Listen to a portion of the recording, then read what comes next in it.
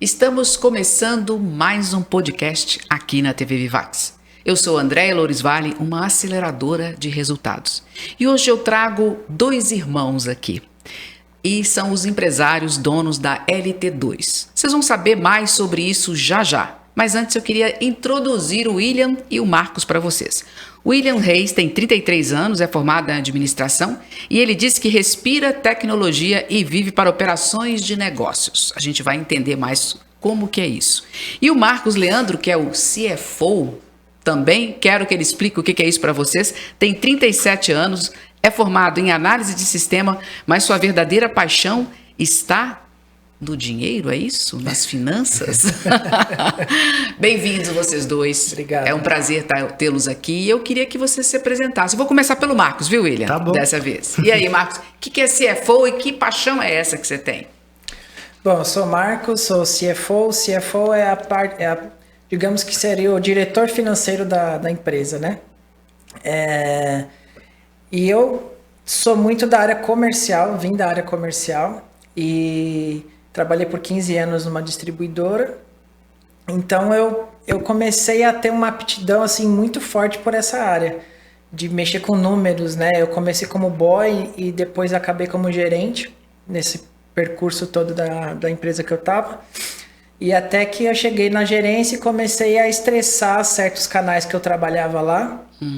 E comecei a ver muito número, muito relatório, muita coisa e acabei pendendo para a área realmente comercial financeira, que é o meu forte. Eu brinquei conversar, fazer negócios e tudo mais. Eu brinquei do dinheiro, que eu falei assim, gente, CFO, uma pessoa... E olha só que interessante, né? A gente está falando aqui dos empreendedores, dos empresários, e você teve um período grande da sua vida, CLT, subindo de boy até gerência, muito bacana. Depois eu quero que você fale um pouquinho sobre essa virada, de repente, depois de tantos anos, né? Gente, a distribuidora que ele trabalha é de livros, eu não falei, mas daqui a pouco a gente fala sobre a LT2. E você, William? Bom, eu sou o William, eu sou o CEO, né, da LT2, que basicamente eu olho pelo todo, pela operação, pela parte tecnológica, né, como você disse. E o meu negócio principal que eu gosto muito de fazer é a parte operacional, que é a engrenagem que faz o negócio acontecer na chegada dos produtos, saída dos produtos, né, e toda a parte de tecnologia que envolve ali integração de pedido, de estoque, de preços, enfim. E tudo isso a gente desenhou, né, do zero, todo o nosso processo, tanto eu quanto o meu irmão. Legal, e vocês começaram em 2015, que você falou, né? 2015, agosto de 2015. E embora cada um tenha a sua função ali, a gente se completa, né? Tanto eu dou pitaco na parte dele, quanto ele na minha também, sempre que preciso. E toda decisão que a gente toma é juntos, né? E antes da gente ir para o negócio em si, me conta como é que é ter uma empresa com o irmão e trabalhar juntos assim, esse tempo todo em harmonia, que já tem 8 anos que vocês me falaram a empresa, né? 8 anos. Antes da gente falar da empresa, me conta aí como é que é essa história. A gente já teve muita discussão, assim, na verdade, questionamentos de pessoas quando conversam com a gente, falam assim, mas como é que vocês conseguem trabalhar? Eu e minha irmã brigam o dia inteiro, não sei o quê. Vocês não brigam, não? A gente falou, a gente não briga. A gente consegue, tipo, se respeitar, cada um na sua área, e vai fluindo, entendeu? Muito legal.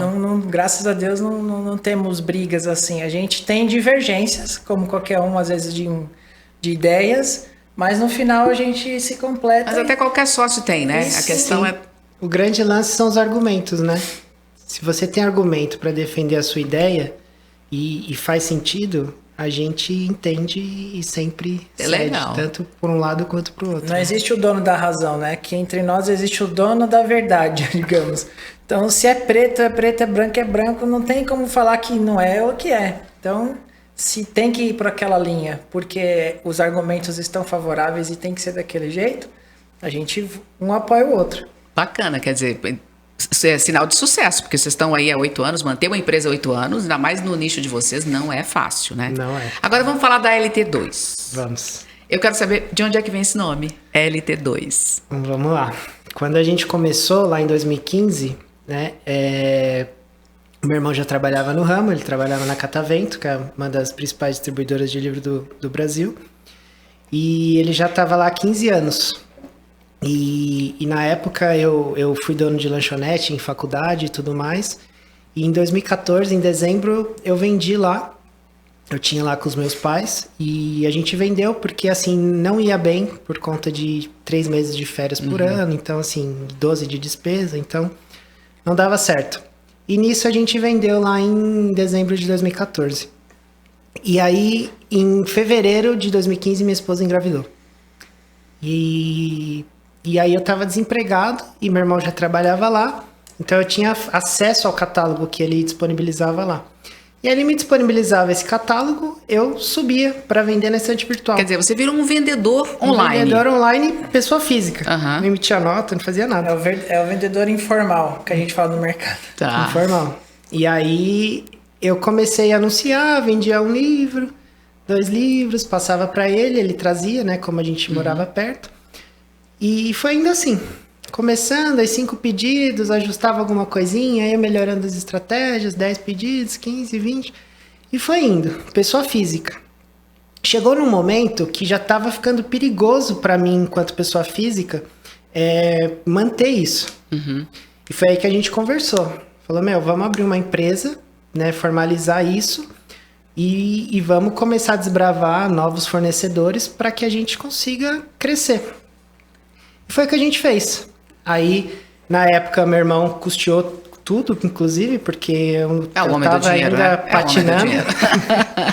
E aí, a gente começou. E aí, falamos, precisa de um nome, né? E nisso, em fevereiro de 2015, tinha nascido a minha sobrinha, que chama Lia, que foi quando minha esposa ficou grávida, ela tava nascendo. E aí, o meu filho chama Theo. Então Lia e Theo, LT. Lia e Theo e 2 de 2 irmãos. Legal, muito legal. E ainda mais uma empresa que tem uma história dessa para contar, hein? Sim, nossa. Olha. Ô, Marcos, e aí, como é que foi esse início seu, sair do Catavento, sair do certo, entre aspas, né? Para empreender aí com seu irmão? Como é que deu na tua cabeça de dar essa virada? Então, nós estávamos... Quando eu já estava lá na Catavento, eu já estava cuidando desse segmento, né? Que era o segmento dos marketplaces. E na época tinha aberto uma loja lá, assim como a nossa, internamente já para a própria empresa. Só que, por estratégia da diretoria lá na época, eles não queriam acelerar muito no negócio.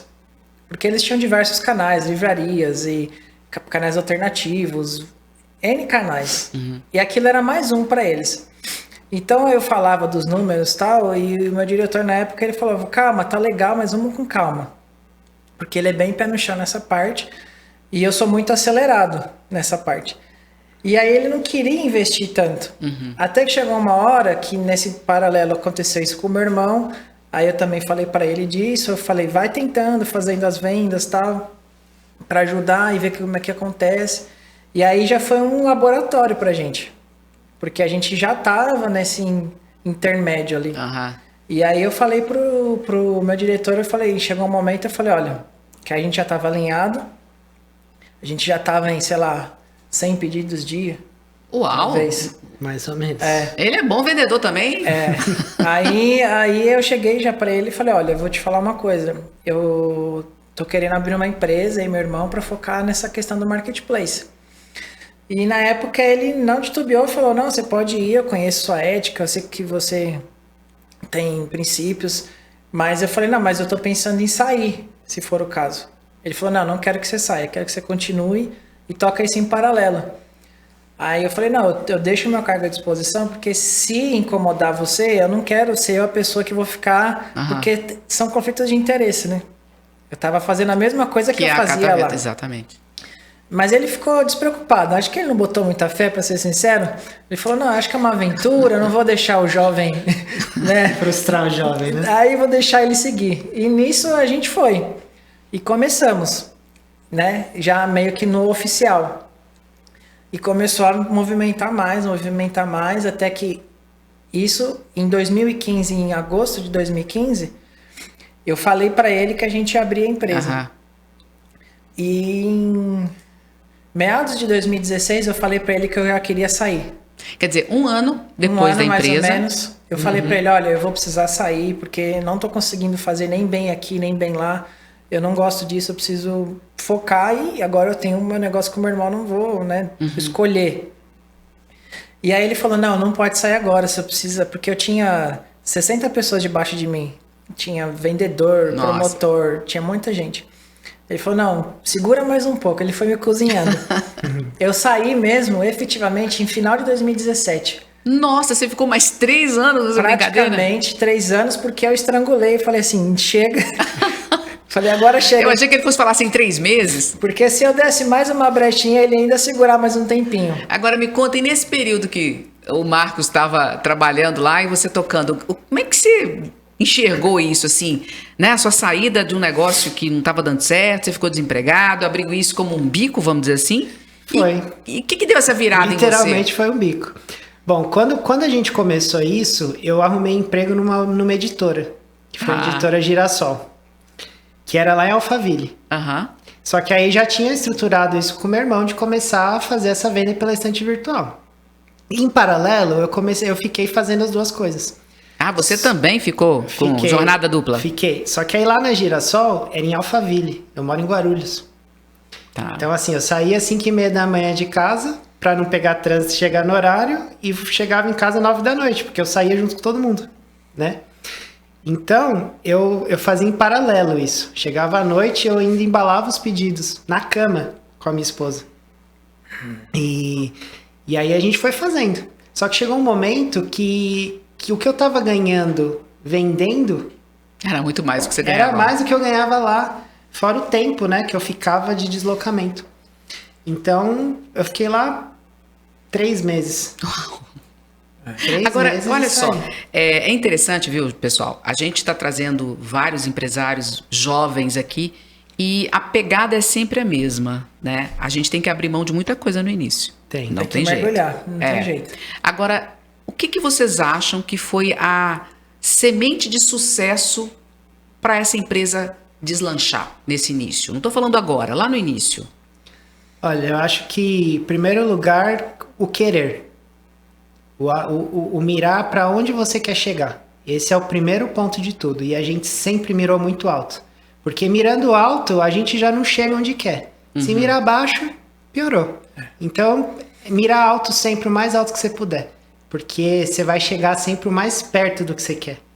Então, esse acho que foi o primeiro ponto. A gente sempre quis ser o maior vendedor de livros do Brasil.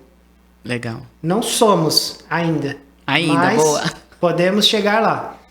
Também que tem um monstro aí, né? Chamado Amazon, mas assim, a gente já tá muito feliz do jeito que tá.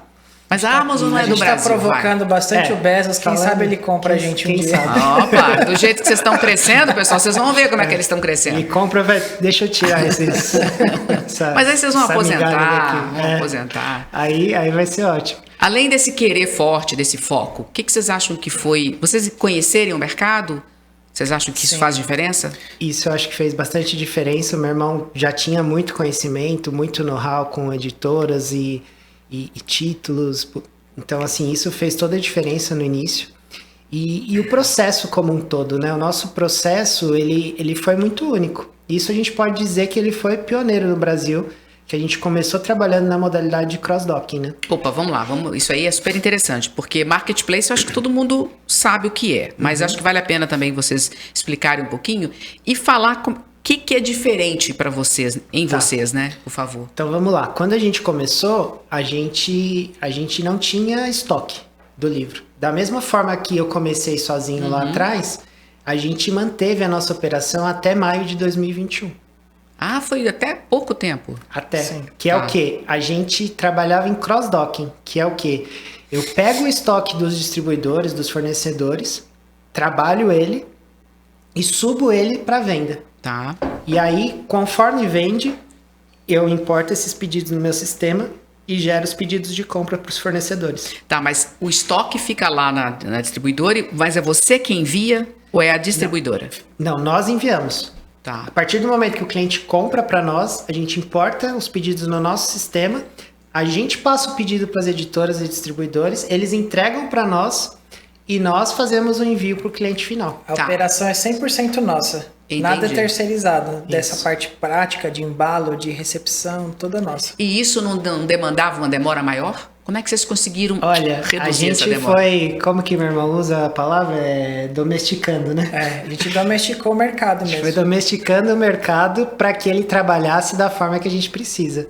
E como é que é isso, Marcos, trabalhar da forma que você precisa? É no prazo, né? Porque o nosso modelo de negócio ele só funciona se a gente tiver agilidade na recepção da mercadoria. E nossa agilidade interna depois que a gente está com ela. Tá. Então, se a gente não tivesse um parâmetro bem específico para os fornecedores, deixar essa corda frouxa, um entregava em 2 dias, outro em 3, outro em 4. Então, a gente gerou um processo de como que ele teria que ser para trabalhar com a gente. A gente fez uma lição contrária, entendeu? A gente quer comprar, mas não é bagunçado. Se você quiser, você tem que entregar aqui. E o cara não entregava, a gente passava o facão nele. Uau, Aí depois o cara ia vindo, hoje vocês não estão comprando mais. Não, a gente falou, você tinha que entregar em tanto tempo, tinha que ser, né, seguir esse gabarito aqui que a gente fez. Infelizmente, o nosso processo não permite esse tipo de demora, de não cumprir de atendimento prazo, né? dessa forma. E aí, aos poucos, aqueles que foram se fazendo pouco caso, digamos, a gente foi trazendo de volta porque eles ficaram sem vender. Entendi. Sentiu o peso da venda, né, que ele estava perdendo, e aí ele começou a voltar e falou, não, se precisa disso eu vou fazer. E aí todo mundo começou a entrar no circuito. Entendeu? Agora, olha só, vocês começaram pequeno, quer dizer, entre aspas, desacreditados quando começa, né? Você mesmo falou que seu chefe te segurou lá um tempão. Como é que vocês conseguiram fazer essa domesticação que vocês estão falando aí das editoras ou das distribuidoras, enfim? Qual foi o processo que vocês usaram? Aí foi o processo comercial, né? Que era a minha praia também. Aham. Porque eu já tinha conhecimento de todo mundo, tá. né? Então, quando eu saí do mercado, eu saí como Marcos do mercado, entendeu? E aí a pessoa já me conhecia também. Então, eu falava, ó, você tem que fazer isso aqui pra gente funcionar. Ah, mas lá não precisa entregar. Não, mas aqui você precisa entregar assim. Legal. Então, a gente foi entrando dentro de um novo negócio, novo modelo de negócio para que funcionasse. E aí essa coisa da tecnologia que você falou fez diferença nesses processos? Fez diferença, porque para a gente poder trabalhar dessa forma, a gente precisava ter os dados dos fornecedores, né? Tá. Eles precisavam falar para a gente o estoque deles, que isso para o mercado nosso sempre foi um tesouro, né? Não Entendi. pode falar quanto que eu tenho de um no estoque. Só que assim, se você quer que eu compre, eu preciso saber o que você tem, senão eu não consigo. Isso Interessante. foi uma quebra de paradigma no nosso mercado. Então assim, hoje o mercado inteiro disponibiliza estoque, com quantidade, custo, normal. Só que lá atrás, Não era assim. a gente começou a bater muito nisso, porque as pessoas não liberavam. Entendeu? Então, assim, isso foi mais uma conquista que a gente teve ao longo do tempo que faz toda a diferença no nosso negócio. Quantos livros você... E assim, a gente tá falando de um mercado que não é muito bom para livro, né? Pelo menos é o que todo mundo fala no Brasil, né? Sim, não é? Em vista lá de fora, a gente ainda tá bem atrás. Pois é. Como é que, assim, quantos livros vocês vendem por dia, mais ou menos? Nesse momento, a gente vende em torno de 3 a 4 mil por dia. Uau! Vocês estão beirando a Amazon, hein? A ainda Amazon deve falta ser um uns pouquinho. 100 mil por dia. Mas... Pelo menos. Mas assim, incrível. Mas entre os sellers, né, que a gente chama, nós somos um dos maiores. É isso que eu tava aqui pensando, fazer minhas contas aqui. Falei, gente, uau. Agora, tá, 2021, vocês estão aí com a LT2 já instalada, tem esse grupo aí que eu quero saber o que é isso. Como é? Nós estamos falando, gente, de empreendedores e empresários antes dos 30, certo? Sim, 25 eu tinha.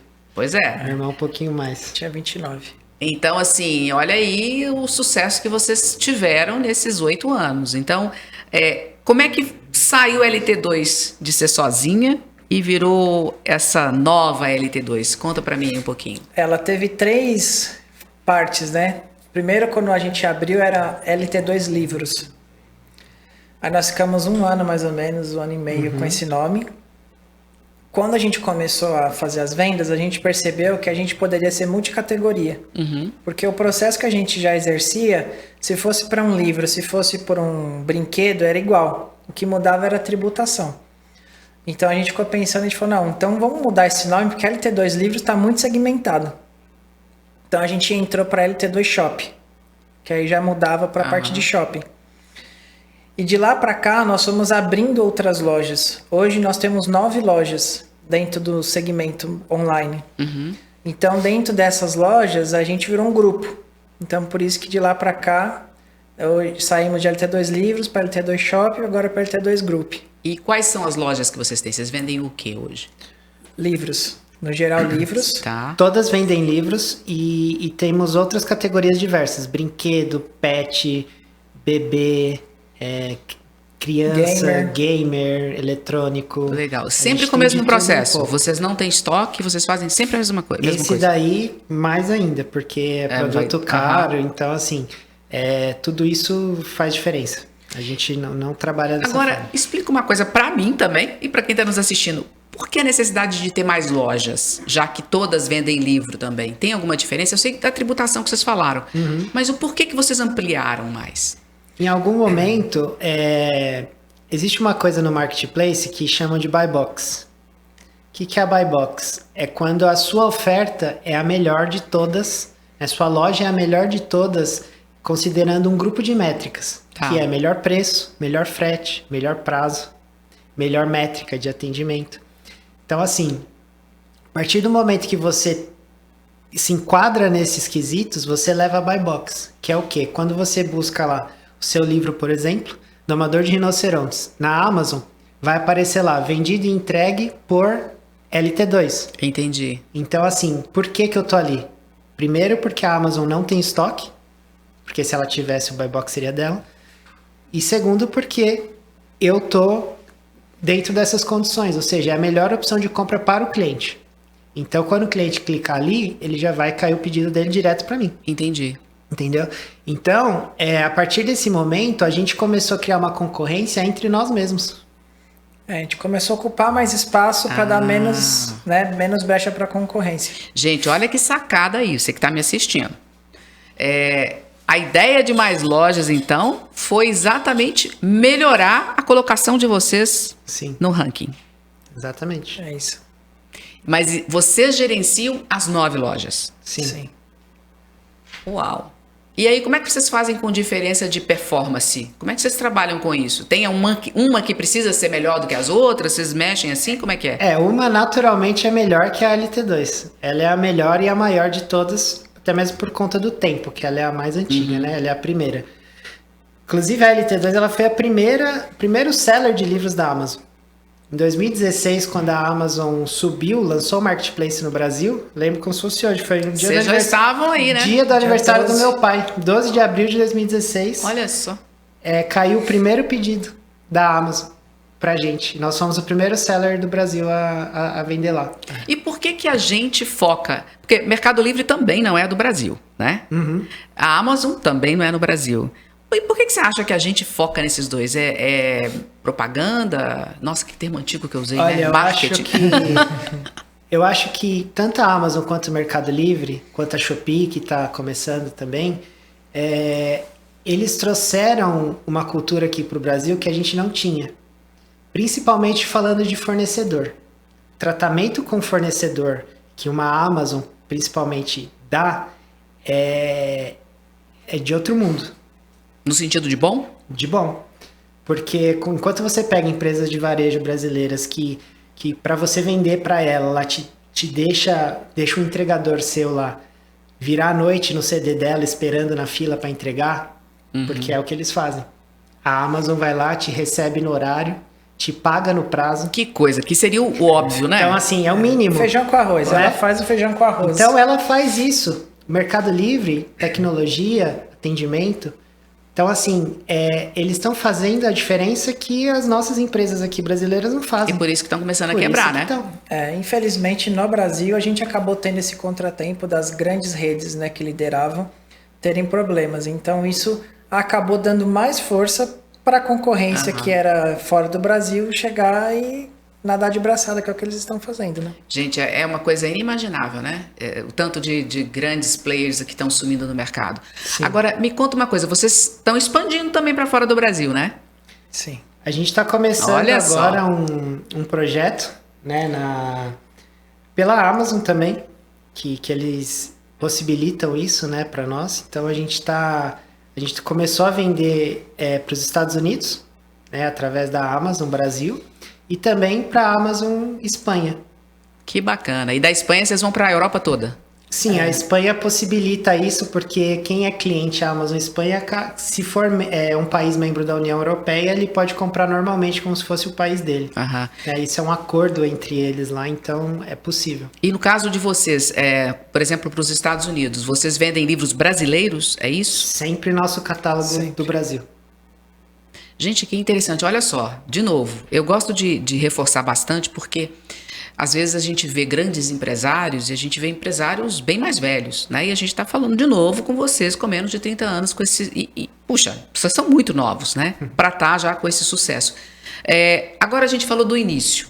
Nessa nova fase de vocês, com 9 lojas, com esse poder de negociação que vocês já têm, vocês indo para fora do Brasil, qual foi aquela chave para essa virada, essa segunda virada de vocês? Se vocês tivessem que falar para quem está empreendendo agora, o que vocês acham, ou habilidade, competência, o que foi essa virada? Eu acho que uma coisa que a gente tem muito entre nós, assim, a gente é muito aquela ditada que assim, o ótimo é inimigo do bom. Uhum. Então a gente planeja, mas a gente não fica também num preciosismo ali de ficar fazendo tudo milimetricamente para começar a sair do papel. Então assim, a gente teve uma ideia... Implementa. A gente senta no almoço, conversa de uma coisa, um olhou, o outro olhou, falou, acho que dá certo, tá aprovado, a gente vai para as cabeças e começa a executar. A gente não é kamikaze, mas ao mesmo tempo a gente mede o risco e vai embora. E aí, no decorrer do trajeto do negócio, a gente vai ajustando. Isso provou pra gente que dá certo, desde o começo a gente tem feito isso, então assim, a gente planeja... Às vezes, se eu tô muito afoito, meu irmão olha e fala, será que é isso? Ou também, às vezes, se ele tá, eu falo, mas você pensou nisso? Puta, não pensei. Ou, putz, também não pensei. Aí a gente dá uma recuada, mas no geral a gente gosta muito de pôr o avião pra voar, entendeu? A gente não... Feito é melhor que perfeito. A gente faz e vai ajustando. Vai ajustando. E também, se tiver que desistir de alguma coisa, né, porque não deu certo, a gente não tem vergonha nenhuma de falar, erramos. E vambora, põe uma pedra e segue em frente. Como já aconteceram algumas vezes, né? E nem por isso vocês morreram por causa disso e desistiram, né? Não. Persistência é uma coisa que tem que andar lado a lado com o empreendedor. Senão, não anda. Nós tivemos um caso recente, só para também não se alongar muito, que foge um pouquinho, mas assim, nós tivemos uma ideia, eu vendi essa ideia pro meu irmão. Eu falei, acho que a gente tem que abrir umas lojas de livro mais barato, livrarias pequenas, tal, de oportunidade.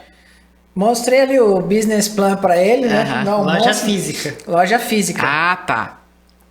E aí ele falou, puxa, acho que vai, não sei o quê. Eu falei, eu acho que vai. A gente mediu algumas concorrências e tal, e fomos para cima. A gente abriu 10 lojas em 6 meses. Nossa. Loucos. Louco mesmo. Chegaram a abrir 10 lojas? Abrimos 10 lojas. Só que a gente fechou todas com 1 ano e 1 mês. Isso perto da pandemia? Como é que foi? Pós-pandemia. Né? Foi agora? Final... Pós-pandemia. E qual foi a experiência tirada disso? Foi uma experiência boa, porque assim, a gente entendeu um pouco também as questões dos nossos impulsos, né? De às vezes pensar que tudo vai dar certo, não é sempre assim. Então a gente também conseguiu medir isso. Nos deu bagagem um pouco de operação física, de loja física, que a gente não tinha. Um pouco de comportamento de consumidor, como funciona. Então, assim, não foi perdido, né? A gente extraiu coisas boas dali. O ruim sempre é o desgaste financeiro do negócio, né? Que a gente acabou tendo um prejuízo, mas valeu de alguma coisa. Foi uma experiência ruim, mas que nos trouxe... Não, é legal você trazer. Sim. Eu achei interessante você abordar o bom primeiro, né? Sim. Porque a gente, às vezes, quando tem um fracasso assim, a gente fica focado no fracasso, entre aspas. Eu também não acredito muito em fracasso, né? acredito que a gente erra e vamos seguir em frente. Ou você acerta ou você aprende. Não existe, Exato. exatamente o que eu ia falar. Não existe erro, né? Ou você acerto é aprendizado. E o negócio é sair logo e olhar pra frente, Sim, né? e aí a gente viu que o negócio não tá... Tinham lojas que iam bem, mas assim, tava faltando tração. Tá. A gente fechou um contato com o metrô, tava dando umas coisas erradas também por parte deles, coisas nossas também. Aí a gente falou, vamos tirar o pé rápido antes que a gente acabe perdendo mais dinheiro. E foi Saber isso que a gente desistir, né? fez. Saber a hora de parar algo que não tá certo. E aí eles quiseram pressionar a gente, não, fica mais, vai sair um poupa-tempo aqui, que, tipo, querendo falar que ia ter tração. A gente falou, não, a gente tá saindo. Aí a gente fez o contrato lá de encerramento e...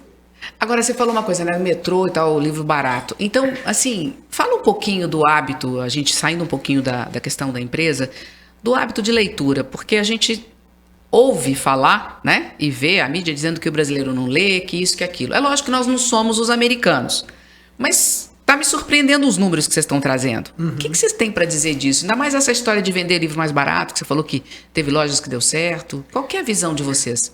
Do consumo do leitor? Isso.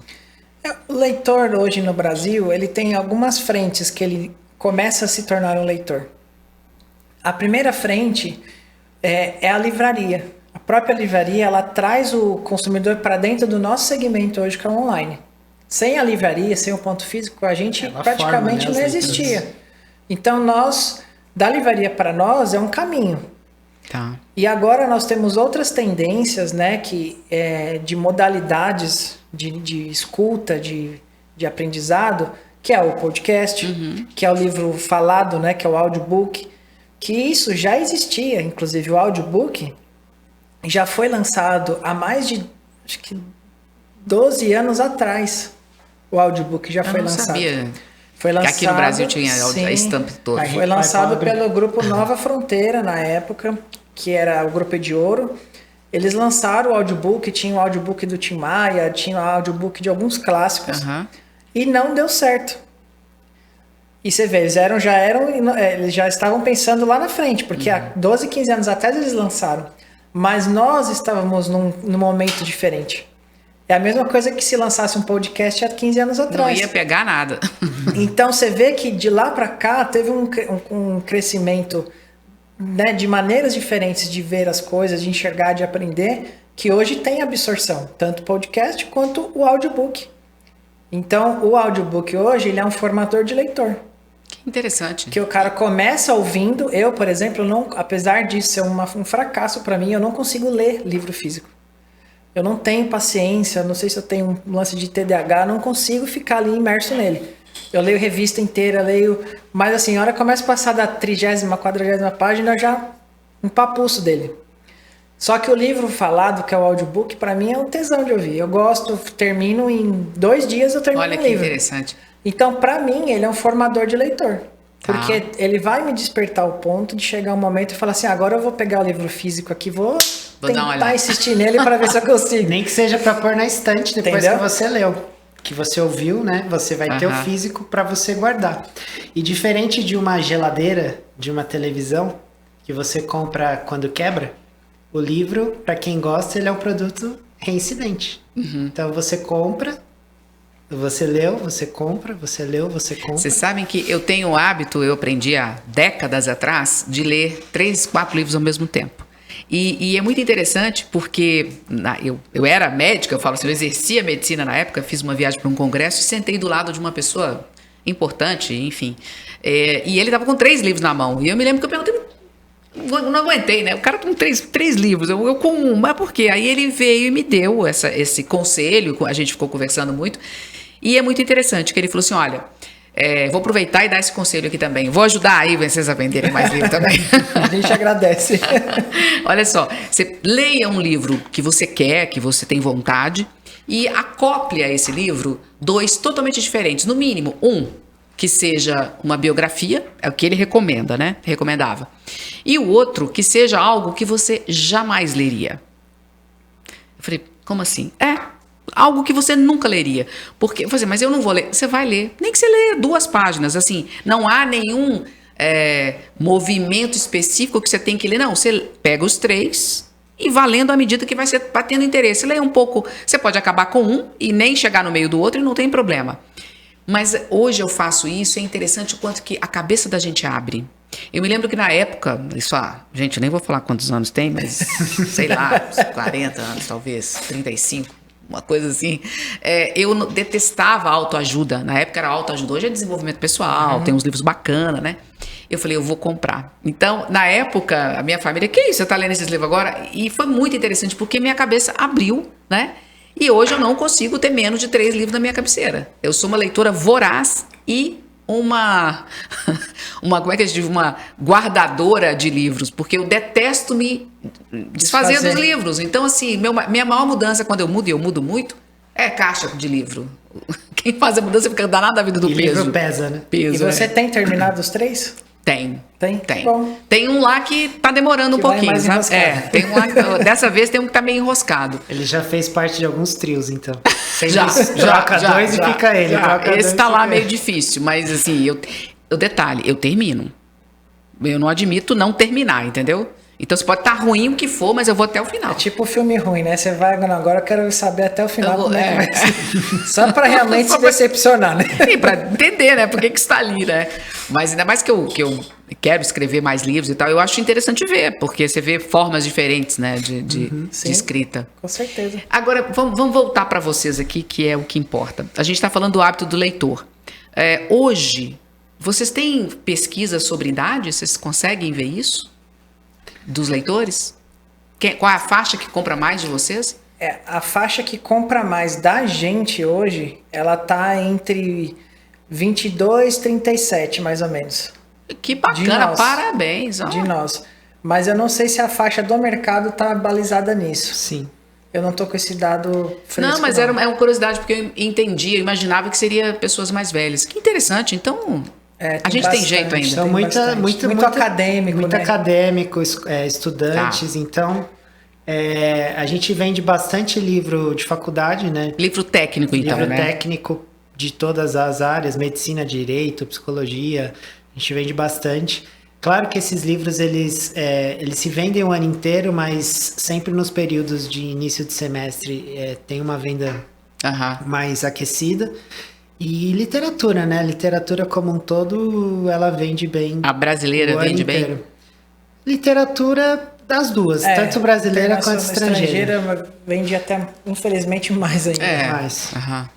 E hoje, como é que está a empresa de vocês? O que vocês estão vislumbrando para o futuro? Bom, agora a gente está terminando de estruturar, né? Porque a gente mudou para um galpão novo agora, né? Já faz 2 anos. Mas a gente ainda está arrumando, né, muitas coisas, então aquele modelo nosso de cross-docking que a gente falou no começo, a gente não é mais 100% cross-docking, nós temos o estoque já hoje também, por conta de uma necessidade que a gente viu em algum momento, e então a gente está terminando de estruturar isso agora, estamos iniciando essas vendas, né, pela Amazon, na parte dos Estados Unidos, Portugal, Espanha. E também pretendemos iniciar uma operação B2B. Tá, que seria... Que seria vender para outras empresas. E que empresas? Outras distribuidoras também? Outros marketplaces? Livreiros, distribuidores, outros marketplaces também como nós, porque hoje tem muitos, né? Nós não somos exclusivos do mercado. Lá no começo éramos nós e mais 2. Hoje tem uma infinidade de sellers, né, de livros. Como é que vocês fazem o planejamento de vocês, assim, de metas para longo prazo? Como é que vocês estruturam isso? Geralmente a gente faz uma vez por ano, perto de outubro para novembro, a gente já tem um mapeamento de custos que a gente tem para o ano, baseado na média desse ano atual. E aí a gente já coloca, né, projeta aumento de salários, né, essas partes de folha, de algumas questões que a gente sabe que tem de contrato de prestador de serviços. E aí a gente já faz uma previsão para entender aonde que a gente vai pisar no ano que vem. É mais ou menos o que a gente faz. Mas a gente também, para ser sincero, a gente não investe tanto tempo nisso, não. A gente é mais de ter muita cautela no que a gente gasta. Tá. Hoje, um dos pilares nossos é gastar pouco. Então, quando a gente olha a linha de custo fixo, nosso, ela oscila pouquíssimo. Tá. Porque a gente realmente não fica investindo muita coisa se não tiver necessidade. A gente investe, sim, em tecnologia, sempre foi nosso pilar, a gente ser muito tecnológico. E a gente investe em pessoas. A gente não fica aquela coisa assim, o trabalho de 2 teriam que ser 5, 2 faz, sabe? Sei. Não, se são 5... Gestão são 5, real de pessoas, são né? 5 que vão fazer. A gente investe nas 5 pessoas, entendeu? Ao mesmo tempo também que se a gente vê que as 5 estão ociosas e 2 faria, a gente... Passa. Infelizmente não tem muito o que fazer. Não, isso é negócio, né? Porque a gente, no final do mês, nosso pensamento muito forte é o quê? A gente não pode pôr em risco a empresa por conta de questões emocionais, né? Então, apesar da gente ser muito emocional e lidar com pessoas, tudo, a gente tem um carinho muito grande, mas a gente vê muito o lado financeiro do negócio. Então, assim... aquela pessoa é uma pessoa próxima, mas infelizmente o setor dela, a área dela ali infelizmente tem que mandar ela embora. Tá. E não fica aquele cabide de emprego que tem algumas gestões que fica, não, mas... Poxa, vamos dar mais uma chance, né? Vamos dar, vamos arrumar outra coisa para ela. Se der para arrumar, a gente arruma, mas assim, tem que ser produtivo. Tá. Porque senão não é produtivo para ela, não é produtivo para nós, e ao ponto que isso começa a se tornar um hábito dentro da empresa, a gente começa a ter uma fração da nossa folha só de apoio de coisas que não deveriam estar ali. E aí, numa dor de barriga, a empresa toda vai, né, sofrer aí, com isso. em vez de 2, 3 saírem, sai 40. A empresa toda. E os nossos planejamentos também, pelo nosso negócio ser na internet, ser muito dinâmico, os nossos planejamentos, eles são curtos. Não dá pra gente se programar para um ano. Porque dificilmente a gente vai conseguir cumprir. Porque no meio do caminho o mercado as coisas mudam. Muda muito. Então, assim, a gente tá praticamente... dia a dia avaliando, analisando o mercado, vendo qual que é a tendência, o que precisa mudar, o que tem que melhorar. E a gente vai acompanhando e dançando conforme o mercado. Porque olha só, senão deixa eu fazer um resumo, ver se está certo. Do início de vocês até agora. Ó, foco, saber o que quer, muito profissionalismo na entrega, né? Na qualidade da entrega, pelo menos foi o que eu estou percebendo. Um investimento grande em tecnologia, porque afinal de contas vocês são marketplace, estão na internet, etc. Vê se eu estou falando alguma bobagem aqui. Tá certo. E algum conhecimento no início sobre a área, porque foi um diferencial que o Marcos trouxe, né? De já ter os contatos, então isso pode ser uma coisa diferente. E agora a questão do entender que o risco faz parte do negócio. Ou seja, ser empreendedor dentro da empresa. Exato. Então, agora, nesse momento que vocês estão, imagine que vocês estão aí olhando para os jovens, pessoas que estão começando ou querendo começar como vocês. Quais os conselhos que vocês dariam? Olha, a primeira coisa é pensar numa coisa que você consiga fazer bem, que você domine. E eu não estou falando de um produto, alguma coisa assim. Estou falando de algo que você saiba fazer. É um começo. Eu cozinho bem. Vou vender marmita. Eu faço um artesanato. Vou criar uma conta na Elo7. Eu tenho alguma coisa, eu vou vender no Mercado Livre. Então, assim, pegue algo que você já tem uma noção de como fazer. Tá. E começa. Começa e vai ajustando à medida que for acontecendo. Porque, o que meu irmão falou, não dá, ninguém nasce pronto. E não fica pronto. A grande realidade é essa. O mercado está se movimentando, é um organismo vivo. Então, ninguém fica pronto. Quando você acha que está pronto, se você não muda... Vem uma rasteira grande. Rasteira. Te leva. Te leva embora. Então, assim, é dia a dia. Persistência, foco, determinação e cabeça erguida sempre. Porque vai vir dificuldade, vai vir problema, vai vir tempestade, mas vem coisas boas também. E muito aprendizado, sempre. Todo dia aprendizado, aprendizado, aprendizado. Então... principal é muito trabalho e muito foco. Não existe substituto para o trabalho. Okay. Esse daí, se não tiver, não chega. Marcos, quer acrescentar? Eu acho que acrescentando um pouquinho do que o meu irmão falou, é basicamente isso. A gente tem as ideias muito parecidas. E é isso, acho que tem que ter um domínio. O principal é você conhecer algum segmento, alguma coisa para você ter pelo menos uns 60%, 70% de domínio sobre aquilo. Porque isso vai te trazer mais segurança. Que foi o que acabou acontecendo com a gente. Eu tinha um domínio muito grande do livro e isso nos ajudou muito porque a gente se ampara no conhecimento das coisas, com contatos, com o conhecer o produto, né? Saber como o mercado se comporta. Então, ter um pouco de conhecimento voltado para isso já é 50% do negócio avançado. Uhum. E depois gestão, persistência, né? Tem que ter, porque realmente se não tiver... E vai aprendendo no meio do caminho, aprende, né? E não tem a cabeça de que se você virar empresário, você vai trabalhar menos. Tenha na cabeça que você vai trabalhar 2 vezes a mais, no mínimo. Porque é isso, o empresário ele trabalha da hora que ele acorda, da hora que ele vai para casa, até antes de dormir, às vezes acorda no meio da madrugada para fazer alguma coisa. E é isso, o empresário ele está sempre movimentando. Então, esse sonho que às vezes as pessoas têm que falar, nossa, eu vou empreender, vou ser diretor. Não é bem assim, você vai ser, mas não acho que você vai trabalhar menos. Se você trabalhar menos, você vai estar no ranking das empresas que não sobrevivem até os 5 anos. E agora me conta uma coisa, você particularmente, que ficou numa empresa só, né? Porque você já estava no comércio, vamos dizer assim. Uhum. Mas, Marcos, você ficou lá 15 anos.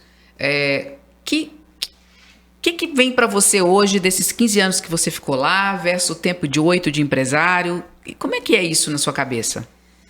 Eu acho que foi uma etapa, foi um ciclo que eu tive que passar e foi importante. Sem ele eu não estaria aqui, né? Então ele me trouxe conhecimento para que a gente pudesse aplicar hoje no nosso negócio. Então acho que foi um degrau que eu tive que subir ali para a gente poder subir a nossa outra escada. E para quem está aí no CLT ainda, para quem está empregado ou o que for, que não sabe, acha que não sabe fazer nada, você recomenda? O que você diria? Eu acho que é importante a pessoa se voltar para esse mercado digital que a gente tem hoje. Tem pessoas que têm hábitos bons para poder produzir, para poder divulgar, né? Uhum. Não é meu caso. Mas eu aconselho porque tem gente que tem muita manha, né, de fazer isso. Eu sou um pouco avesso de mídias sociais, não consigo entender muito. Gosto só de ficar olhando as coisas.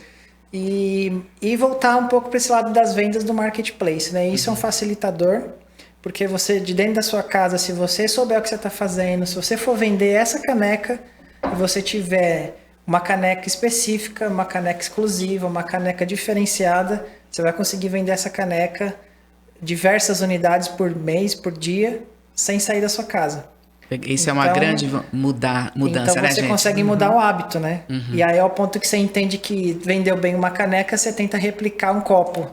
E o copo vendeu bem, você replica uma jarra, até que você replica uma linha. Então, um kit. E aí você vai fazendo coisas que vão te puxando para dentro daquele negócio, né? Com investimento baixo. Legal. Deixa eu fazer uma pergunta para vocês. Como é que foi o apoio de vocês de família? Assim, das pessoas próximas. Porque a experiência que eu tenho visto é que não é sempre que isso acontece, né? E como é que foi para vocês? Vocês tiveram apoio? Como é que foi a família aí nessa história? Olha, nossos apoios sempre foram nossas esposas e nossos pais, né? Nós sempre tivemos total apoio. Nossos pais na época, né, que eu fui sair da empresa, eles ficaram meio assim, né, porque eu já estava lá 15 anos e eles não tinham ainda uma noção de que talvez o que a gente tinha na cabeça para construir. Então eles falaram, não, você tá certo que você vai sair mesmo e tal. Se não é melhor você ficar. Eles chegaram na época falando assim, né? Porque é isso, a gente sabe, né? Pai, mãe ali, né? Ou se fosse um amigo talvez mais próximo, falaria, tem certeza que você tá fazendo? Não vai jogar tudo por água abaixo, né? Você tem... Na época eu já tava com a minha filha também, tem filha para criar, né? Quando você tá sozinho, você acaba se aventurando mais, né? Mas eu falei, não, fica tranquilo, a gente sabe o que tá fazendo. Saber a gente sabe, né? Mas nunca é 100%, né?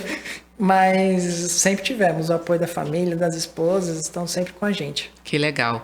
E última coisa para a gente encerrar, eu queria pedir para vocês, cada um, que mandasse um recado, que dissesse o que vocês acham que é importante para vocês, seja o que for, para o nosso público.